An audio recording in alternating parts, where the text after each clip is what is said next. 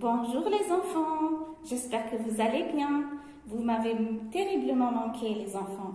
Alors, aujourd'hui, nous allons faire un exercice d'application pour la lettre S.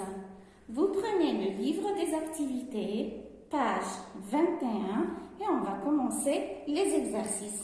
Let's go! Alors, le premier exercice, c'est la suite de la page précédente, l'exercice numéro 5. Vous regardez la consigne. Qui peut me dire, c'est quoi la consigne, les enfants? Regardez bien. Très bien, bravo Akram. Écris la syllabe qui contient S. Vous voyez les images ici? Vous devez prononcer les mots des images et écrire la syllabe qui contient le S. Première image, les enfants, c'est quoi? C'est un bonbon? Alors, oui Abdelrahim, très bien, c'est un savon. Savon. Alors, écrivez la syllabe qui contient le S. Deuxième image, regardez bien les enfants. Alors, c'est une... Bravo madame. C'est une sirène. Sirène. Alors, écrivez la syllabe qui contient le S. Troisième image. Regardez. C'est très bien, bravo. C'est un soleil. Bravo Abdallah. Soleil. Écrivez la syllabe qui contient le S. Alors, maintenant on passe au sixième exercice. Regardez la consigne. Remets les mots dans l'ordre pour écrire une phrase. Tu peux aussi coller les étiquettes de la page 95. Alors, nous avons ici des mots qui sont en désordre. Nous devons les ordonner pour obtenir une phrase. Premier mot. Oui, lisez. Lasso, très bien.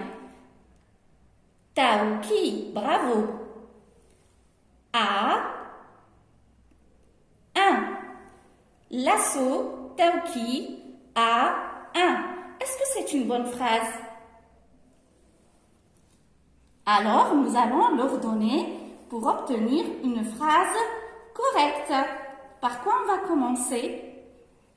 Bravo, par taouki. Pourquoi? Parce que c'est écrit en majuscule. Et aussi, c'est un nom propre.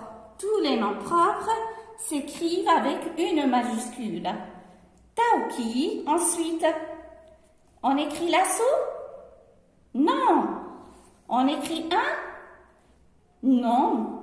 On écrit A. Bravo. Taouki. A. Ensuite, lasso. Ah non, je me suis trompée. C'est très bien, Akram. Taouki a un lasso. Bravo les enfants. On passe à l'exercice suivant. Regardez la consigne. Entoure tous les noms propres. C'est quoi les noms propres, les enfants? Vous vous rappelez de la leçon des noms propres?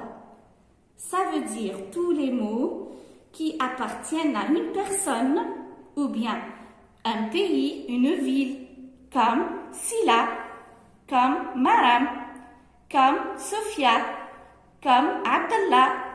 Ce sont des noms propres. Alors, vous allez entourer tous les noms propres que vous allez trouver dans la liste. Hugo.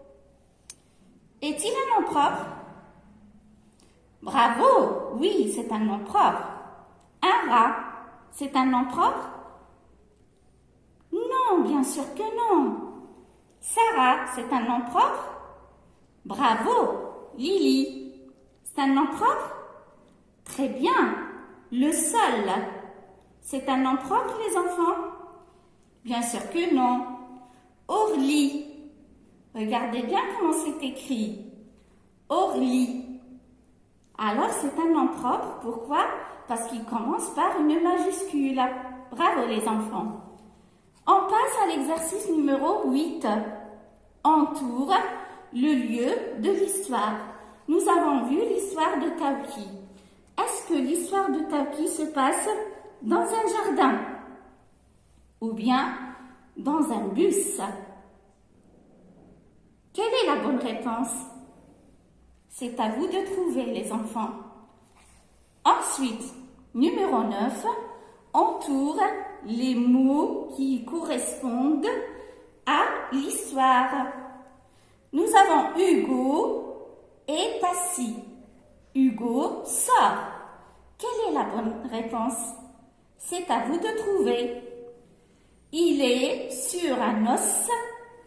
Il est sur le sol. Quelle est la bonne réponse, les enfants? Trouvez la bonne réponse. Lily rit. Lily est là. Trouvez la bonne réponse. C'est à vous de jouer, les enfants. Bonne chance et à très bientôt.